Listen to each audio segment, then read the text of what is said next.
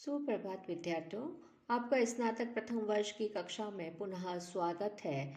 हम नीति शतकम नामक मुक्तकाव्य का अध्ययन कर रहे हैं। आज आप 33वां श्लोक पढ़िए। परिवर्तनी संसारे मृतः को वा न जायते स जातो येन जातेन याति वंशः समुन्नतिम्।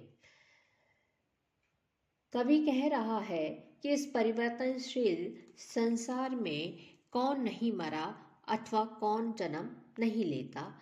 जिसके उत्पन्न होने से वंश की उन्नति प्राप्त होती है वही उत्पन्न हुआ है।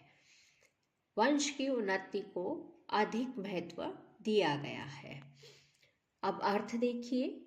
परिवर्तनीय संसारे अर्थात परिवर्तनशील संसार में मृतः को वा कौन नहीं मरा है, वा न जायते अथवा कौन उत्पन्न नहीं हुआ है, स जातो वस्तुतः वही उत्पन्न है, उसी का जन्म सार्थक है। येन जातेन याति वंशः समुन्नतिम्, जिसके जन्म लेने से वंश उन्नति को प्राप्त होता है। आगे का श्लोक देखिए।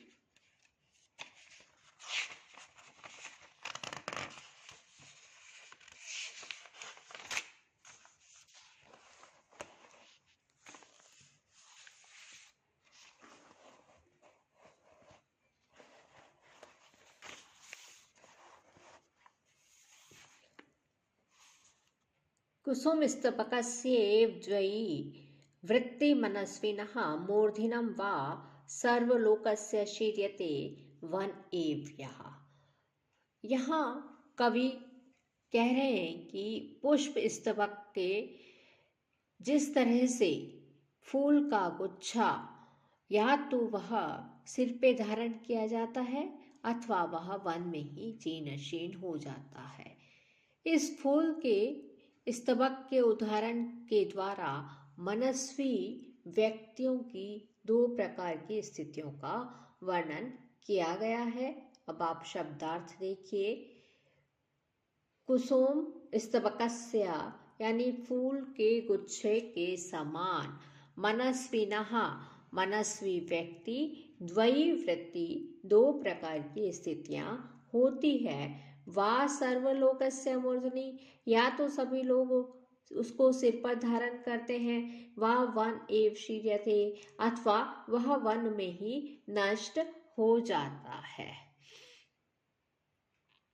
इसी प्रकार मनस्वी जो व्यक्ति है, स्वाभिमानी जो व्यक्ति है, वह पुष्प के गुच्छे के समान ही होते हैं। जिस प्रकार पुष्प का गुच्छा देवताओं या अन्य श्रेष्ठ व्यक्तियों के द्वारा सिर पर धारण किया जाता है, उसी प्रकार मनस्वी व्यक्ति भी अपनी योग्यता आदि के द्वारा समाज में सर्वोच्च स्थान को प्राप्त करता है, या फिर वह मनस्वी व्यक्ति वैराग्य प्राप्त कर परमात्मा में लीन हो जाता है।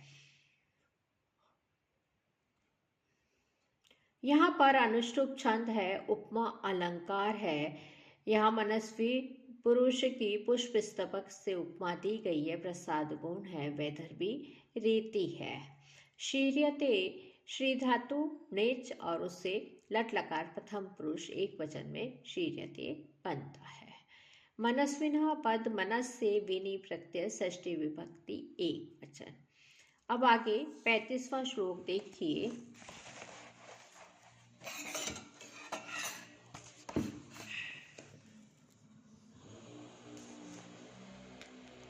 सन्ति अपि बृहस्पति प्रवृत्तयः सम्पादिता पंचशा स प्रांप्रत्येष विशेष विक्रम रुचिः राहु न वैरायते द्वावेव ग्रस्यते दिवाकरः निशा प्राणेश्वरो भास्वरो भ्राता पर्वणि पश्य दानवपति शीर्षावशेषाकृति। यहाँ पर तेजस्वी दीन दशा को प्राप्त होने पर भी अपना पराक्रम ही दिखाते हैं। इस तथ्य को कवि स्पष्ट कर रहा है। भ्रातः भाइयों, पश्य अर्थात देखो, बृहस्पति प्रभृति अन्य अपि, बृहस्पति इत्यादि अन्य भी, पंचशा 5-6 संभावितः संभावित ग्रह है, विशेष विक्रम रुचि शीर्षा अवशेषा कृति दानवपति एष राहुतान प्रति न वैरायते, किंतु विशेष विक्रम की रुचि रखने वाले जिसका मात्र शीर्ष ही अवशेष रह गया है, ऐसा दानव प्रति राहु तान प्रति न वैरायते, उनके प्रति वैर नहीं रखता है। वह भास्वर द्वौ दिवाकर, सूर्य को जो दोनों ग्रसित करने वाले ग्रह है, निशा अप्राणेश्वर पर्वणि अर्थात पर्व पर सूर्य और चंद्रमा, इन दोनों को ही ग्रसित करता है।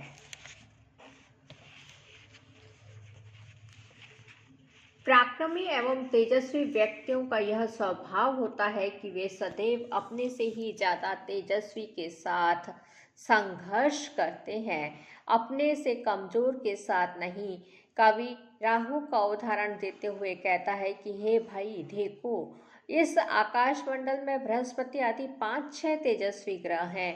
राहु जो कि विशेष पराक्रम में रुचि रखता है, यद्यपि वह सिर मात्र आकृति वाला है, फिर भी वह उनके प्रति किंचित भी वैर नहीं रखता, क्योंकि दानव प्रति राहु इन ग्रहों को अपने तुल्य पराक्रमी नहीं समझता है।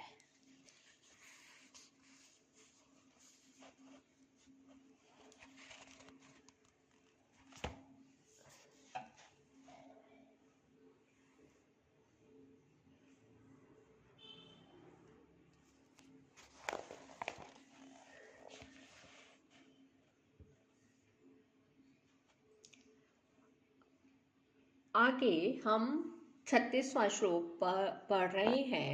वहति भुवन श्रेणीं शेषः फणाफलक स्थितां कमठपतिना मध्ये पृष्ठं सदा स च धार्यते तमपि कुरुते क्रोडाधीनां पयोधिनादर अदहः महतां निःसीमांश्चरित्र विभूतयः।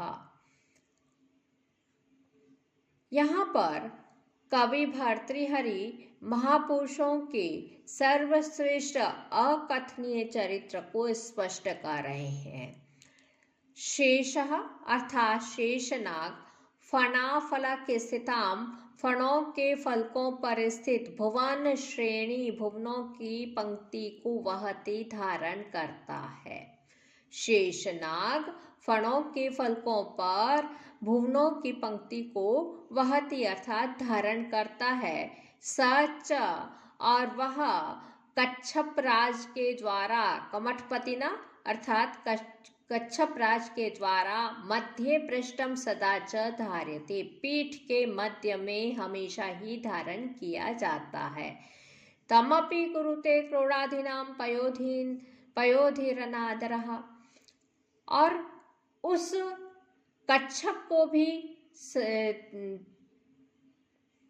पयोधि अर्थात उसे भी सागर, अनादरात अनायासी, क्रोडाधीनम कुरुते गोद में रखता है। अह महताम निःसीमांश्चरित्र विभूतय, अहो महता चरित्र, बड़ों के कार्य की महानता निःसीमानः अपार है। शेषनाग अपने फणों के फलकों पर भुवनों की पंक्ति को धारण करता है और वह कच्छप राज द्वारा पीठ के मध्य में सदा धारण किया जाता है और उसे भी सागर अनायास अपनी गोद में रखता है। अहो महान व्यक्तियों के कार्य की सीमा अपार है।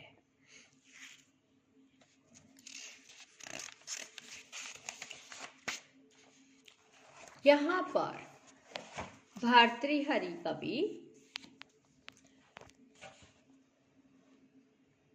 कहना चाह रहे हैं कि 14 भुवनों के भार सही शेष राज को कच्छप राज अपनी पीठ पर धारण किए हुआ है।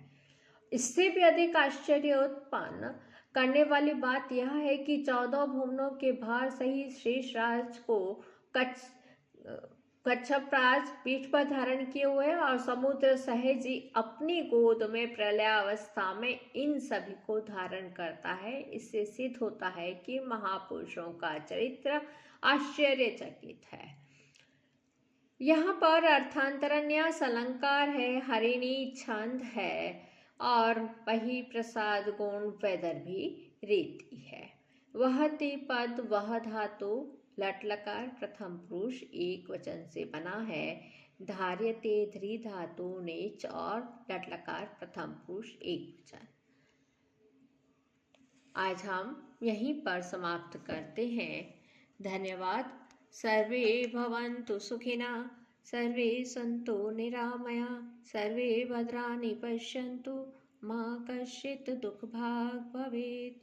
ओम शांति शांति शांति। धन्यवाद।